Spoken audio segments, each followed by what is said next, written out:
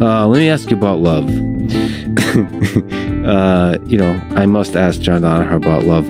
What do you think is the role of love in the human condition at the highest philosophical level? Let me first ask.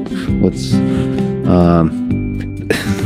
like romantic love? Romantic love. Let's say romantic love. I have one or two areas of apparent expertise in my life. Romantic love, definitely not one of them. So like lions versus bears. I'm good. Animal combat. I'm good. Pretty good at. And then different grappling arts, judo, sambo, jiu-jitsu, wrestling, for MMA, so fighting and so on. Romantic love. You don't see them as similar? It's a kind of fight. It's a kind of dance. By the way, do you there's a sense in which I'm kind of glad I'm not an expert on that. Imagine what it would be to be an expert on romantic love. You would take the one thing in life that's actually interesting and make it boring, because once you develop an expertise about something, you can start to predict how things are going to unfold. You get answers before events even occur. You can read into the future of everything. I think there are certain parts of human life where you want to be a beginner at all times, and you don't want to gain expertise. So excellence and systematizing something in order to achieve excellence might destroy the very magic of it. Yes, and I think that the magic of romantic love is the fact that we're all beginners at it.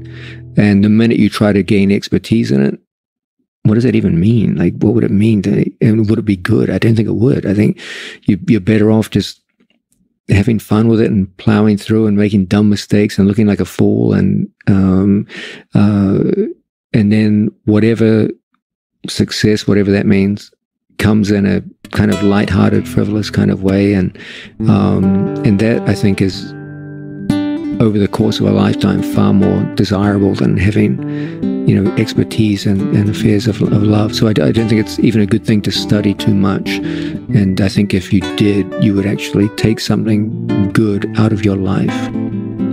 Yeah, there's communities of people called pickup artists that try to optimize this particular aspect, which is of dating, of guys picking up girls and turning that into a system and seeing what's the most successful. I think that would be, maybe the first few months would be good, and then after that, I think it would be a disaster. Yeah. Given that humans are fairly easy to study from the standpoint of psychology, I'm sure it's not that difficult to gain expertise in things like picking people up. The same way advertisers can pick up your attention to sell a product, you can do the same thing presumably with romance and sex. But I don't know, I feel like if you became very good at it, you would end up being very disappointed by the results.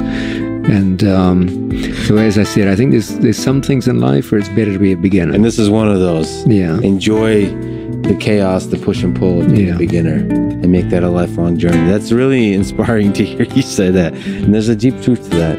That also justifies the fact that I suck at it. I think it also justifies, and it would sell very well, that John Danaher should write a book on dating. And that would be chapter 1, Embrace Being a Beginner. Chapter 2 will be Bear versus Lion.